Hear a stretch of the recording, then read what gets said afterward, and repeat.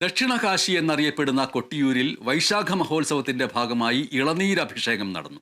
മലബാറിന്റെ നാനാഭാഗങ്ങളിൽ നിന്നും വ്രതാനുഷ്ഠാനത്തോടെ ഭക്തർ എത്തിച്ച ഇളനീരുകളാണ് സമർപ്പിച്ചത്. ഇളനീരാട്ടം ആരംഭിക്കുന്നതിനു മുമ്പ് വിവിധ ചടങ്ങുകളുണ്ട്.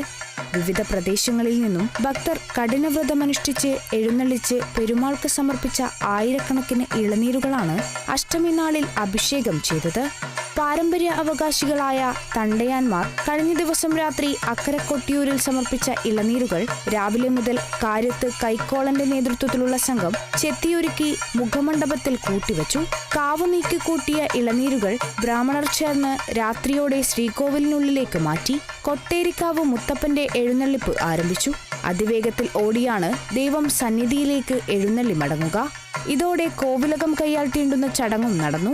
ഓടച്ചൂട്ട് കത്തിച്ച് ക്ഷേത്ര സന്നിധാനത്തെത്തി അരിയും കളഭവും സ്വീകരിച്ച് അനുമതി നൽകി ദൈവം മടങ്ങിയ ശേഷം രാശി വിളിച്ചതോടെയാണ് ഇളനീരാട്ടം തുടങ്ങിയത്. ആദ്യം 3 ഇളനീർ അഭിഷേകം ചെയ്തു. ശേഷം ഭക്തർ സമർപ്പിച്ച ഇളനീരുകൾ കുടത്തിലാക്കി ധാരമുറിയാതെ വിഗ്രഹത്തിൽ അഭിഷേകം നടത്തി. തുടർന്ന് അവസാന 3 ഇളനീരുകളും വെട്ടി അഭിഷേകം ചെയ്തതോടെ ഇളനീരാട്ടം പൂർത്തിയായി. വൈശാഖ മഹോത്സവത്തിന്റെ 4 ആരാധനകളിൽ മൂന്നാമത്തേതായ രേവതി വെള്ളിയാഴ്ചയും ഏറ്റവും പ്രധാനപ്പെട്ട ആരാധനയായ രോഹിണി ജൂൺ 24 നടക്കും. Kerala vision news, Kannur.